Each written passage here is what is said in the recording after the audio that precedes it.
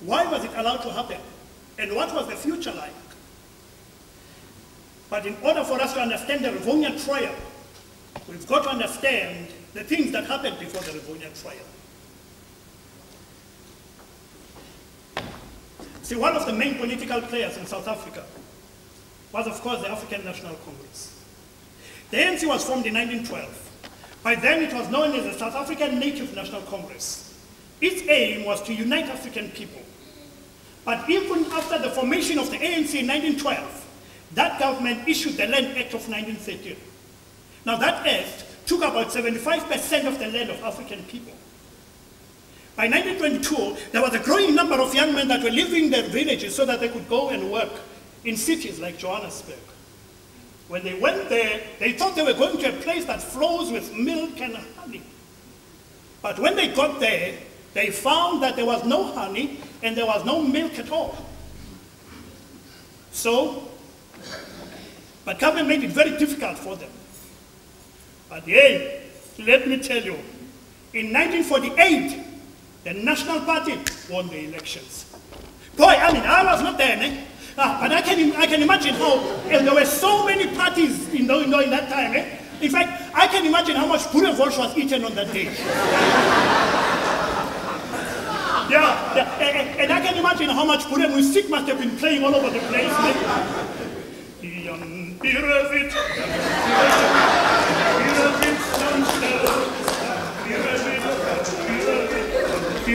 Staan stil, goeiemorgen mijn vrouw, is dat zoentje voor jou. Goeiemorgen mijn baas, dat is mas en niet dan. Goeiemorgen mijn vrouw, is dat zoentje voor jou. Goeiemorgen mijn baas, dat is mas en die kan.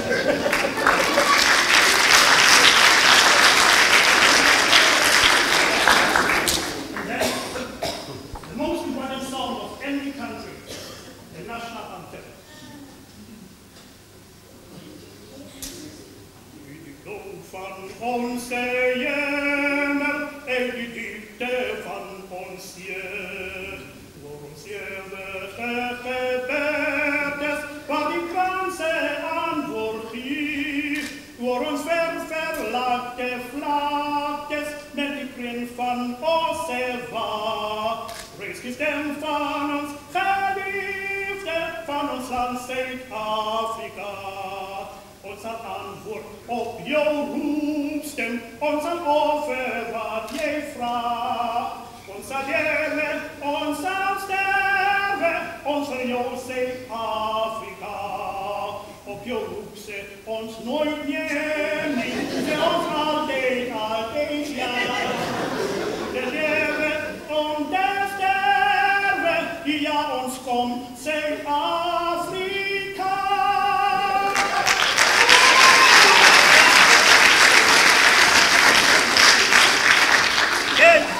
Parties all over the land, eh?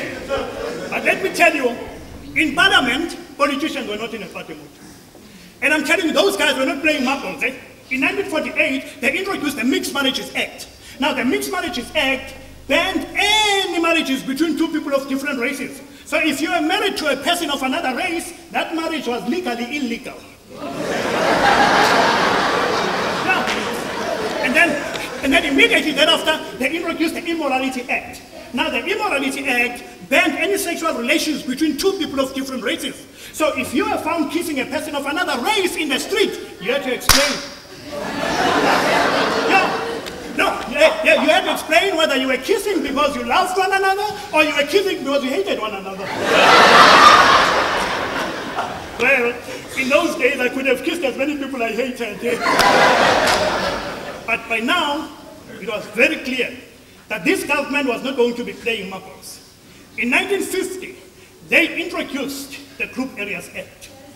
Now, the Group Areas Act is the reason for residential apartheid in South Africa.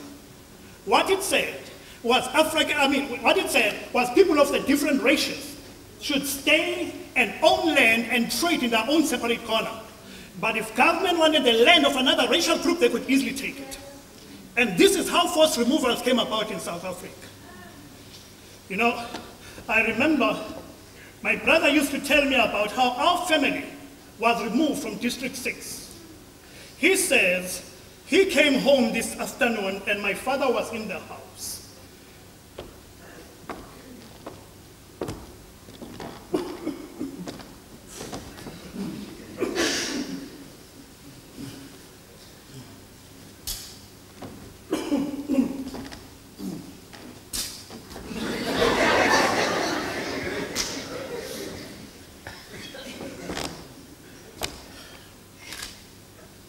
Listen to me, my boy. I want you to listen to me very carefully. I built this place for you. I built it for you, son. No, I'm not going anywhere. All my friends are here. All my dreams are in this place. My ancestors, they know me in this place. No, I'm not going anywhere, my boy. I want you to listen to me very carefully. How can I leave a place that has got most of my memories? No, I'm not going anywhere. If they want me to go, they must kill me first. I'm not going anywhere.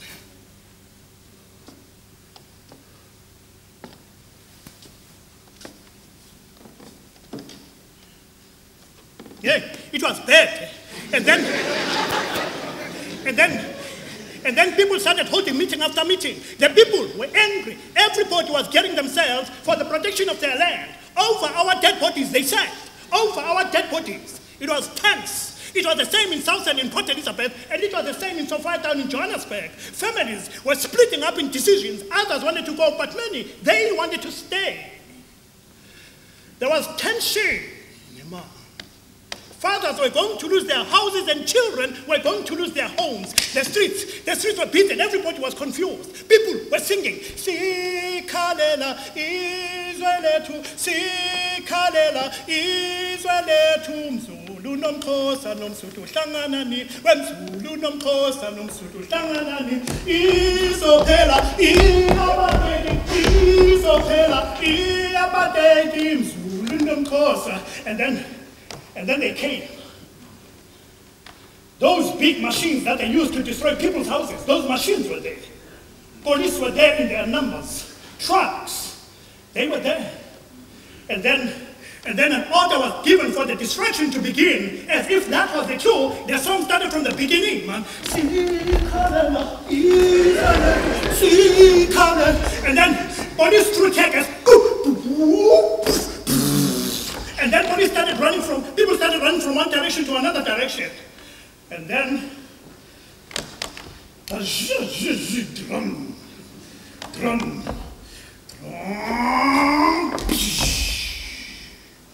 drum, drum, drum, drum, drum, drum.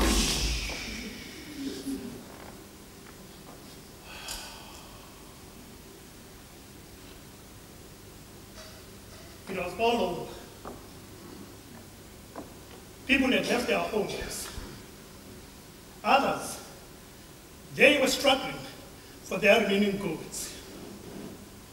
There were cries. There were emotional hugs. Friends were saying goodbye. The other did not know where the other was going to be located. Our house, like all those houses, was destroyed.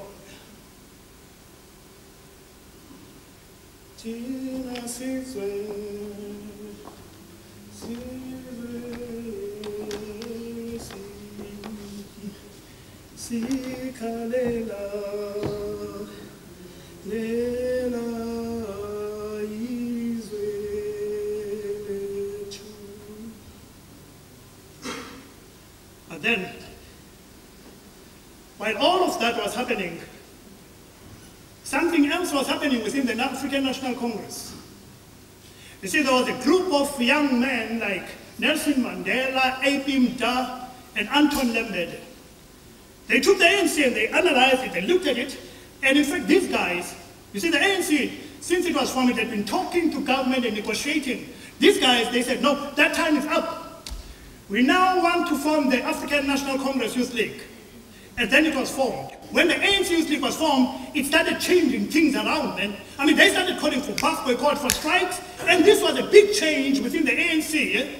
And while the ANC was going through its own changes, government was also changing the situation in the country. And then they introduced the pass laws. Now, the pass laws said African people must produce a passbook to prove that actually they have a right to be in South Africa. Yeah, we're talking about South Africans, eh? So they had the right to, in fact, police could stop you anywhere in the street and ask to see your passbook.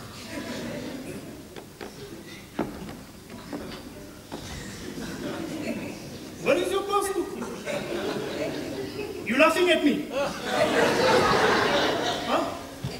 What is your bloody passbook? You think I'm joking? You think I'm joking? You think this is bloody drama? What is your bloody passbook? Yeah, I knew, bloody Skillen, you don't have a passbook? I'm taking you back to Transkei where you come from.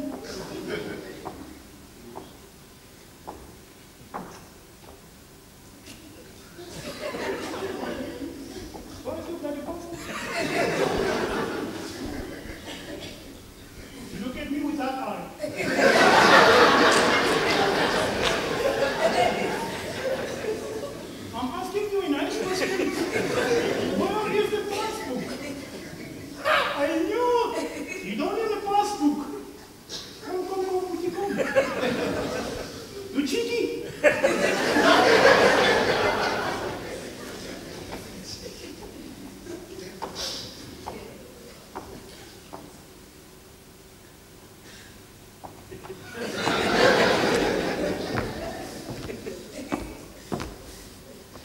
You white.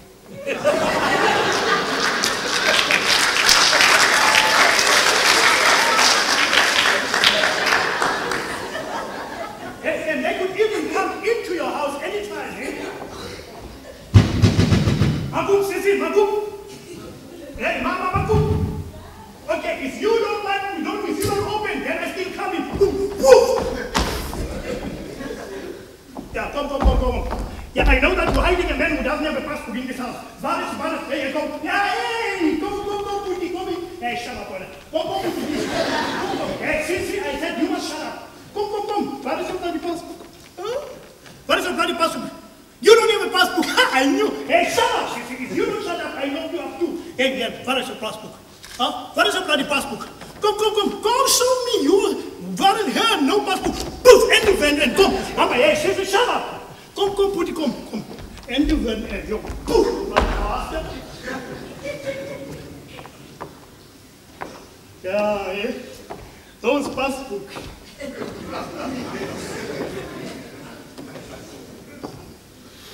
And then, fast forward to August 1962. August 1962, Nelson Mandela was arrested. He was arrested, and then he was sentenced to 5 years for inciting the people to go on strike and for leaving the country without a passport. Later, his co-accused at the Rivonia trial were arrested. And then the Rivonia trial started. The Rivonia trial was held at the Pretoria Supreme Court. And now, ladies and gentlemen, welcome to the Pretoria Supreme Court. I would like to introduce to you now all the people that are now playing part in the Rivonia trial. First up, we have on this side, Dr. Yuta, the prosecutor. Now, Dr. Yuta was, of course, a doctor. That is why they called him Dr. Yuta. But he was a doctor in the law. He had studied the law, and he was very good with the law. But Dr. Yuta was a Jew. And it was actually very interesting because Dr. Yuta had offered his services because he ensured the state that he was going to be able to get the conviction and the sentencing of a death penalty